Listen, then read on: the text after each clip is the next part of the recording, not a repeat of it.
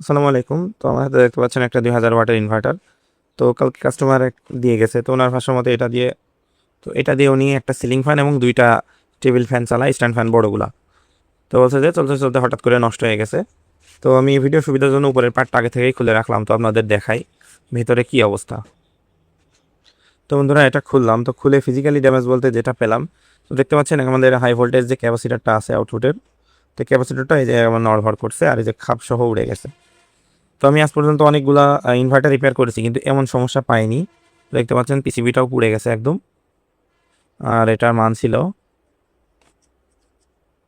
120 microfarad 450 volt.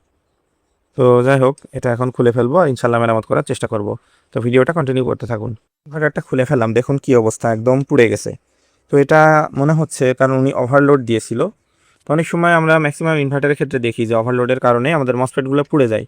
কিন্তু এটার MOSFET quality ভালো হওয়ার কারণে মসফেট পড়েনি, সম্পূর্ণ প্রেশার পড়েছে এই ক্যাপাসিটরের উপরে। দেখুন একদম পুড়ে কয়লা হয়ে গেছে। ইনশাল্লাহ এগুলো এখন ঠিক করার চেষ্টা করব। জানি না হবে কি না, তবে চেষ্টা করতে তো সমস্যা নাই। তো এটা এই যে সব খুলেই ফেলি, অবস্থা খারাপ একদম। দেখতে থাকুন।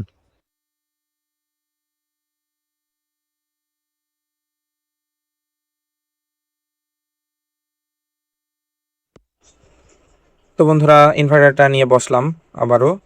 তো এটাতে আসলে আচ্ছা আগে যেটা বলে দিই, আমি যে ফোনটা দিয়ে ভিডিও করি আসলে অনেকেই জানেন যে আমি একটা সার্ভিসিংয়ের কাজ করি, মোবাইল সার্ভিসিংয়ের। তো ভিডিও ফোনটা আমার আনতে ভুলে গেছি।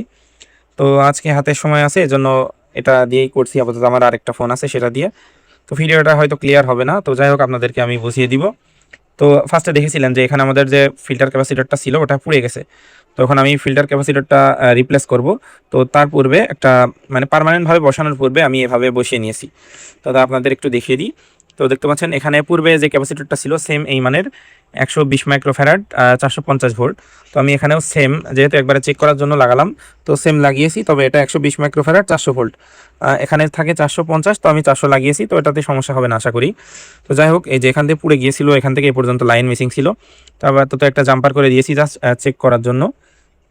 তো এখন আমরা লাইনটা দিব এবং ভোল্টেজটা চেক করব যে আমাদের আসলে অ্যাকুরেট ভোল্টেজটা আসে কিনা। তো দেখতে থাকুন আপনারা। তো বন্ধুরা টেস্টিং পারপাসের জন্য ক্যাপাসিটরটা আমি এভাবে লাগিয়েছি।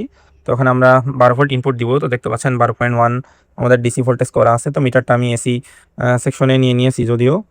আর এই যে এখন এই যে এসি মিটার 2টা লাগিয়ে রেখেছি, এই 2টা আমাদের আউটপুট। আর পজিটিভ ওটা সরাসরি পজিটিভে দিয়েছি। এখন নেগেটিভটা আমরা দিয়ে একটু চেক করব। এই যে এটা আমাদের নেগেটিভ। তো এই যে নেগেটিভটা দিচ্ছি এবং দেখি আমাদের এসি ভোল্টেজ আউটপুট করে কিনা। তো বন্ধুরা লাইন দিয়েছি, বাট আচ্ছা আমাদের সুইচটা এখনও শর্ট করা হয়নি। তো আমি সুইচটা এখনও আরেকটা পার্ট আছে ডিসপ্লে সহ। তো ফার্স্টে সুইচটা এখন শর্ট করে নিব। তো এখানে যে ইনভার্টারের সুইচ আছে 3টা, তো 3টার মধ্যে থেকে এখানে আমরা 2টা শর্ট করলেই হবে। তো 2টা হলো 1 এবং 3, অর্থাৎ 2 গুণা 2টা আমরা এখন আগে শর্ট করে নিব। যেহেতু এখানে আমাদের সুইচটা দেওয়া নেই, তো এখন আমরা সুইচটা শর্ট করে তারপরে চেক করব। তো বন্ধুরা এখানে জাম্পার হিসেবে আমি 0 ওহমসের রেজিস্টার বসিয়ে নিয়েছি, দেখতে পাচ্ছেন সুইচে। তো 1 এবং 3 নম্বর পিনে বসিয়েছি। ভিডিও আসলে ভালো হচ্ছে না আমিও বুঝতে পারছি, কিন্তু কিছু করার নাই, এখন সময় পেলাম কিন্তু ফোনটা আনতে মনে নাই। যাই হোক, তো এই ক্যাপাসিটরটা বসিয়ে নিয়েছি। এখন আমরা এসি ভোল্টেজটা চেক করব। তা সুইচটাও জাম্পার করা আছে, তো দেখি এখন আমাদের ভোল্টেজটা শো হয় কিনা।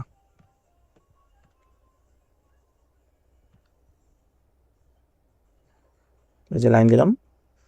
তো দেখতে পাচ্ছি আলহামদুলিল্লাহ আমাদের এখানে কিন্তু ভোল্টেজ শো করছে 217 ভোল্ট। তার মানে তো দেখতে পাচ্ছি এখান থেকে 44 এম্পিয়ার নিচে, অর্থাৎ 0.44 এম্পিয়ার, সরি 400 মিলি। তো আমাদের সুইচটা শর্ট করে দেওয়াই এই যে আমাদের এসি 218 ভোল্ট। তো এত বড় ইনভার্টার জাস্ট একটা ক্যাপাসিটার চেঞ্জ করেই আমাদের সমস্যাটা সমাধান হয়ে গেল। আর এই যে পুরাতন ক্যাপাসিটার আমার হাতে দেখতে পাচ্ছেন, এটা একদম পুড়ে এটা একদম কয়লা হয়ে গেছে, দেখতে পাচ্ছেন। তো এটা যে কেন নষ্ট হলো এটা আমার মাথায় আসছে না। এত ভালো কোয়ালিটির ক্যাপাসিটার, সম্ভবত লুজ কন্ট্যাক্ট ছিল অথবা ক্যাপাসিটার ম্যানুফ্যাকচারাল ফল্ট ছিল, এজন্য নষ্ট হয়ে গেছে। তো যাই হোক, তো আমরা এখন ক্যাপাসিটারটা এখন সুন্দরভাবে বসিয়ে দিব। তারপরে আমরা এটা ফিটিং করে ফেললে ইনশাল্লাহ আমাদের এটা ঠিক হয়ে যাবে। তো বন্ধুরা ইনভার্টারটা কেসিংটা সুন্দরভাবে লাগিয়ে নিলাম। তো এখন আমরা ফাইনাল টেস্টটা করব। তো পজিটিভ তার আগে থেকে আমি লাগিয়ে রেখেছি। তো কাস্টমার আমাকে নেগেটিভ যে ওয়্যারটা থাকে সেটা দেয়নি। তো এই জন্য আমি এই যে টুইজার দিয়ে এভাবে অন করছি। তো সুইচটা আগে থেকে অন করে নিই, এই যে এইভাবে অন করছি, দেখুন। এই যে আমি 12 ভোল্ট ইনপুট দিয়েছি, তো 11.9 দেখাচ্ছে এবং আউটপুট 220 ভোল্ট, এবং আমরা মাল্টিমিটারের সাহায্যে আউটপুট ভোল্টেজটাও মাপ দিব। তো বন্ধুরা এই যে আমি যে মাল্টিমিটারটা নিয়ে নিয়েছি, তো দেখতে পাচ্ছেন আউটপুটে 218 ভোল্ট এবং আমাদের ডিসপ্লেতে 220, তো এটা ঠিক আছে। আলহামদুলিল্লাহ আমাদের ইনভার্টারটা কমপ্লিট, তো আমরা এখন ডেলিভারি দিয়ে দিব। তো আসলে ফোন না থাকার কারণে ভিডিওটা ক্লিয়ারভাবে করতে পারলাম না। তো যাই হোক, এটা অবশেষে কমপ্লিট করতে পেরেছি, তাই আপনাদের কাছে শেয়ার করা।